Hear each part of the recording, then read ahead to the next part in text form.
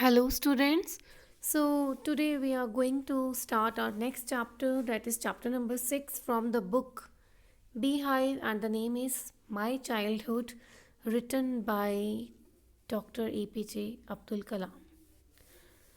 Okay, so let's start with the chapter. Before you read, can you think of any scientists who have also been statesmen?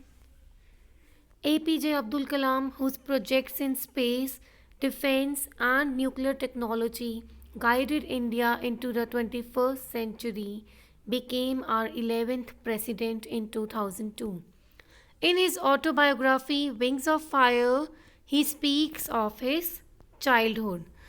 So, this chapter is basically based upon APJ Abdul Kalam, and this chapter is an excerpt taken from his book Wings of Fire. Wings of Fire की एक book है जो इनके बारे में पूरी लिखी गई है, उसमें से एक छोटा सा हिस्सा उठाया गया है और जिसमें हमें एपीजे अब्दुल कलाम के बारे में पढ़ने को मिलेगा। और ये हमारे 11th प्रेसिडेंट रह चुके हैं 2002 में। और ऑटोबायोग्राफी का मतलब होता है जो इंसान अपने बारे में खुद लिखे। तो अब हम पढ़ेंगे इनके बारे में। So let's start with the chapter. So now we are going to study about doctor APJ Abdul Kalam. I was born into a middle class Tamil family in the island town of Rameshwaram in the erstwhile Madras state.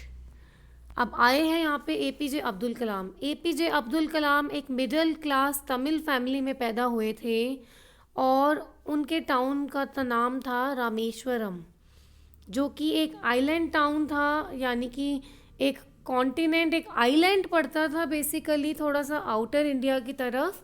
तो उस town का नाम था Rameswaram and that town was situated in the erst while Madras state. Erst while का मतलब होता है farmer, यानी कि पहले उनके स्टेट को क्या बोला जाता था? मद्रास स्टेट। आजकल क्या बोला जाता है? तमिलनाडु। ठीक है, तो बिल्कुल तमिलनाडु के कोई एक्सटीरियर से एरिया में उनका आइलैंड पड़ता है जिसका नाम है Rameswaram. My father, Jainul Abdeen, had neither much formal education nor much wealth. Despite these advantages, he possessed great innate wisdom and a true generosity of spirit. अब उनके फादर का नेम बता दिया गया है यहाँ पे। His father name was Zainul Abdeen. वो ना तो बहुत ही ज़्यादा हाईली एजुकेटेड थे, ना उनके पास बहुत अच्छा खासा पैसा था। ये दो डिसएडवांटेजेस होने के बावजूद भी उनके फादर में एक ग्रेट इनेट विजडम था। Innate means inborn, a quality और feeling in one's nature. Inborn कह सकते हो नेचुरल। नेचुरली उनके फादर बहुत ज़्यादा वाइज थे, इंटेलिजेंट थे और उनमें एक ट्रू जेनरोसिटी की स्पिरिट भी थी।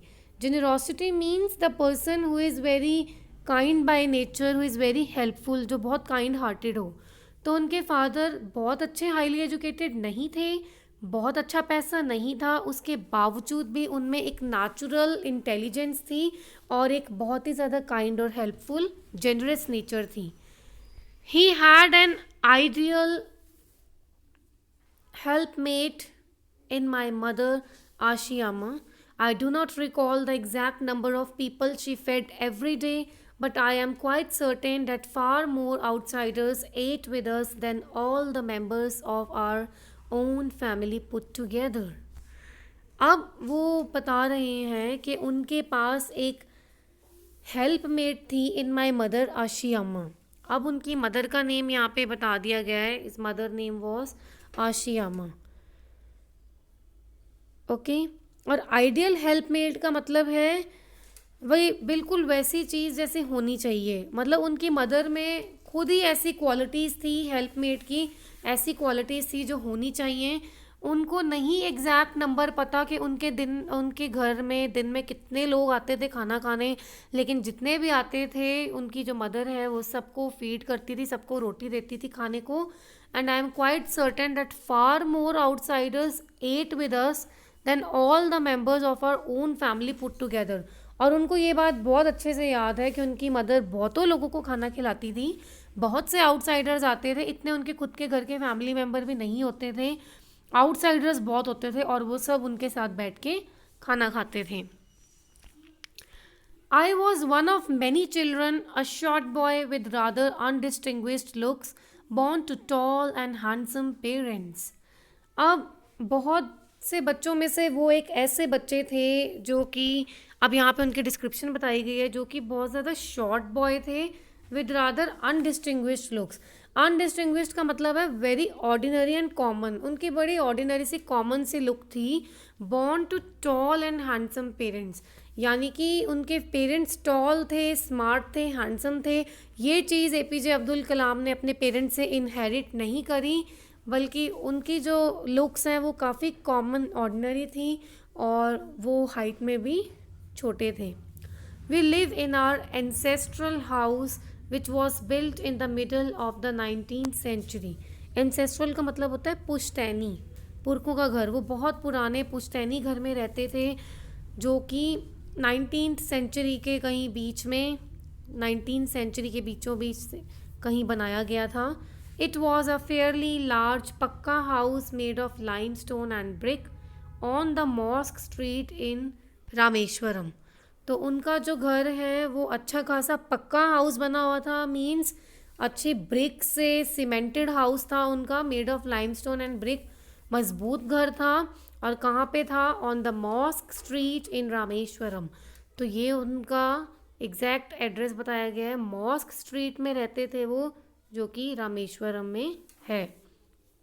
My austere father used to avoid all inessential comforts and luxuries. However, all necessities were provided for in terms of food, medicine, or clothes. In fact, I would say mine was a very secure childhood, both materially and emotionally.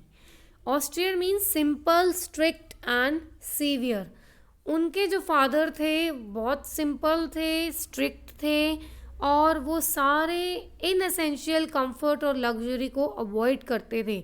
उनके father उनको उतनी ही चीज़ दिलवाते थे जितनी की ज़रूरत हो, जो essential हो, जो लगे इनएसेंशियल है वो अवॉइड करते थे, और जो नेसेसिटीज़ वगैरह प्रोवाइड करी जाती थी उनको, वो किस वे में, किस फॉर्म में होती थी? In terms of food, medicine और क्लोथ्स. फूड मिलता था उनको, मेडिसिन मिलते थे, क्लोथ्स मिलते थे. In fact I would say mine was a very secure childhood. Secure का मतलब यहाँ पे है सेफ. वो कहते हैं इनफैक्ट मैं तो ये कहना चाहूँगा कि मेरा बचपन तो बहुत ज़्यादा सेफ, बड़ा सिक्योर बचपन निकला है दोनों तरीक़ों से, both materially and emotionally. Materially भी और इमोशनली भी. Materially means in terms of things. यही वो कहते हैं अगर मैं चीज़ों के मामले में देखूँ कि मेरे को फूड, क्लोथ, मेडिसिन वगैरह मिला है, तो मेरा चाइल्डहुड अपने आप में सिक्योर रहा है, सेफ रहा है. और इमोशनली भी. इमोशनली कैसे? क्योंकि लव और अफेक्शन की, जनरोसिटी की स्पिरिट ऑलरेडी उनके पेरेंट्स में थी. तो वो कहते हैं कि मेरा चाइल्डहुड बहुत ज़्यादा सिक्योर निकला है, emotionally as well as materially also. The Second World War broke out in 1939 when I was 8 years old. अब यहाँ पे सेकेंड वर्ल्ड वार की बात करी गई है. सेकेंड वर्ल्ड वार हुआ 1939 में जब वो 8 साल के थे. तो यहाँ से हमें पता लग रहा है कि वो, इसका मतलब कब पैदा हुए. He was born in 1931. 1931 में इसका मतलब वो पैदा हुए हैं. ओके. और इससे हमें ये जो मटीरियली और इमोशनली वाली बात करी गई है, इससे हमें एक क्वालिटी ऑफ ग्रैटिट्यूड भी देखने को मिलती है. यानी कि कहीं ना कहीं वो अपने पेरेंट्स को थैंक्स भी कर रहे हैं. He is very thankful towards his parents कि उनकी वजह से इनका जो बचपन है, चाइल्डहुड है, बहुत ज़्यादा सेफली निकला है. तो उसके बाद ये सेकेंड वर्ल्ड वार की बात करते हैं जो कि 1939 में शुरू हुआ जब ये 8 साल के थे. For reasons I have never been able to understand, a sudden demand for tamarind seeds erupted in the market. I used to collect the seeds and sell them to a provision shop on Mosque Street. वो कहते हैं उसके बाद कहीं जब ये world war second हुआ 1939 में, कहीं रीजंस ऐसे हो गए थे। उसके बाद क्या हुआ मुझे आज तक समझ में नहीं आया कि लोगों की अचानक से टेमेरिंड सीड्स के लिए डिमांड बढ़ गई। टेमेरिंड सीड्स कौन से होते हैं? इमली के बीज। उनके लिए इमली के बीज, उस टाइम इमली के बीज की डिमांड बढ़ गई। और वो कहते हैं मुझे आज तक समझ नहीं आया सेकेंड वर्ल्ड वॉर के बाद ऐसा क्यों हुआ। एंड वो क्या करते थे, he used to collect the seeds and sell them to a provision shop on mosque street. वो क्या करते थे, उसके बाद उन सीड्स को कलेक्ट करते थे और उनको किसी राशन की दुकान पे जाके बेच देते थे, अपनी मॉस्क स्ट्रीट में ही जहाँ पे वो रहते थे। A day's collection would fetch me the princely sum of 1 आना। प्रिंसली सम का मतलब होता है generous amount, here ironic. Princely sum का मतलब होता है जेनरस अमाउंट। हालांकि वो ये कह रहे हैं कि जो मेरे पूरे दिन की कलेक्शन होती थी वो लगभग कितना सम बैठता था, 1 आना। उस टाइम ना कोई रुपी होते थे ना कोई नोट होता था, आना वगैरह होते थे। और आने की वैल्यू जो होती थी वो 6 पैसा होती थी। 6 पैसा, सिर्फ रुपी भी नहीं, ठीक है, 6 पैसा होती थी। तो और वो यहाँ पे इसको क्या कह रहे हैं, प्रिंसली सम कह रहे हैं। मतलब वो ये कह रहे हैं कि मैं पूरे दिन में सीड्स वगैरह लेता था, कलेक्ट करता था, बेचता था, और मुझे देखो कितना ज़्यादा अमाउंट मिला है ना।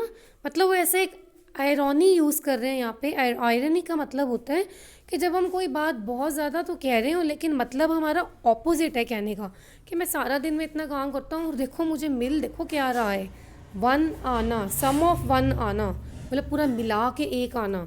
हालांकि कहने का मतलब उनका यही था कि मुझे कितना कम मिलता है, लेकिन वो ऑपोजिट कह रहे हैं इसका कि देखो मुझे अमाउंट, देखो मेरा कितना ज़्यादा मिल रहा है मुझे, जब हम कई बार ऐसी बातें कहते हैं, ठीक है। My brother in law Jalaluddin would tell me stories about the war which I would later attempt to trace in the headlines of Dinamani. Our area being isolated was completely unaffected by the war. अब उनके जो brother in law हैं जिसका name है जलालुद्दीन, वो उनको कुछ stories वगैरह बताया करते थे वॉर के बारे में, which I would later attempt to trace in the headlines in Dinamani. दीनामनी एक तमिल का न्यूज़पेपर है जो वो स्टोरीज़ बताते थे और उसके बाद उसको तमिल की लैंग्वेज में एपीजे अब्दुल कलाम कन्वर्ट करके दीनामनी के तमिल न्यूज़पेपर में उसको एज अ हेडलाइन दे दिया करते थे। यानी कि यही उसको तमिल लैंग्वेज में कन्वर्ट करके दीनामनी के न्यूज़पेपर वालों को, एडिटर को हेडलाइंस दे देते थे। उनका जो एरिया है वो काफ़ी आइसोलेटेड रहता था। Isolated means lonely, it means cut off, was completely unaffected by the war. उनका एरिया क्योंकि इंडिया के थोड़ा सा आउटर वाले एरिया पे पड़ता था, क्योंकि आइलैंड था, अब थोड़ी पानी वाली जगह थी, तो थोड़ा आउटर एरिया में कहीं कॉर्नर में कहीं जाके पड़ता था। तो इसलिए उनका जो वर्ल्ड वॉर हुआ उस पे उनके एरिया पे कोई इफ़ेक्ट नहीं आया उसका, तो वहाँ पे कोई इतना इफेक्ट नहीं आया क्यों, तो उनका एरिया बहुत ज़्यादा सुनसान आइसोलेटेड होता था। But soon India was forced to join the Allied forces and something like a state of emergency was declared. Allied forces क्या होते हैं? आर्मीज़ होती हैं यूके, यूएसए, रशिया की, जो कि सेकेंड वर्ल्ड वॉर के दौरान हुई थी, फॉर्म करी गई थी। तो उसके बाद इंडिया को बहुत ही जल्दी, क्योंकि जब सेकेंड वर्ल्ड वॉर हुआ, ज्वाइन करनी पड़ेगी ये वाली एलीट फोर्सेस, इन आर्मीज़ को, यूके, यूएसए, रशिया की आर्मी को ज्वाइन करना पड़ गया।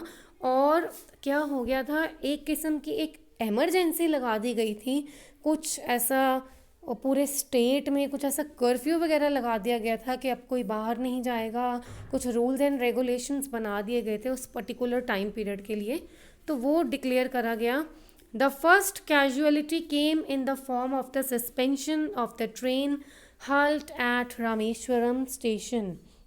कैजुअलिटी का मतलब है यहाँ पे लॉस, यानी कि इम्पैक्ट उस चीज़ का, जब वो एमरजेंसी लगा दी गई, सपोज़ करो किसी चीज़ को लेके रूल्स एंड रेगुलेशंस बना दिए गए हैं, कोई कर्फ्यू लगा दिया गया है, तो उसका जो इम्पैक्ट है वो क्या पड़ा, उसका इम्पैक्ट पड़ा in the form of suspension of the train halt.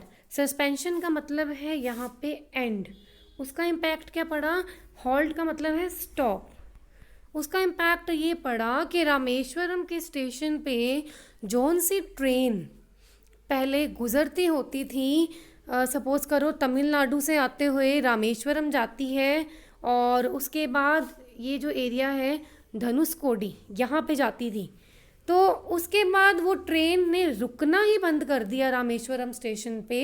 वो ट्रेन सीधा उसका स्टॉपेज कहाँ बन गया, धनुषकोडी में जाके उसका स्टॉपेज बन गया। बीच में ये जो रामेश्वरम के स्टेशन पे ट्रेन रुकती थी ये स्टॉपेज कैंसिल हो गया था, ये बंद कर दिया गया था। और उसके बाद क्या था, ये हुआ सबसे पहले इमरजेंसी जब डिक्लेयर करी गई तो स्टेशन वहाँ पे रामेश्वरम के स्टेशन पे ट्रेन रोकना बंद कर दिया गया। और क्योंकि वहाँ पे ट्रेन रुकती थी तो न्यूज़पेपर्स वगैरह भी दिए जाते थे।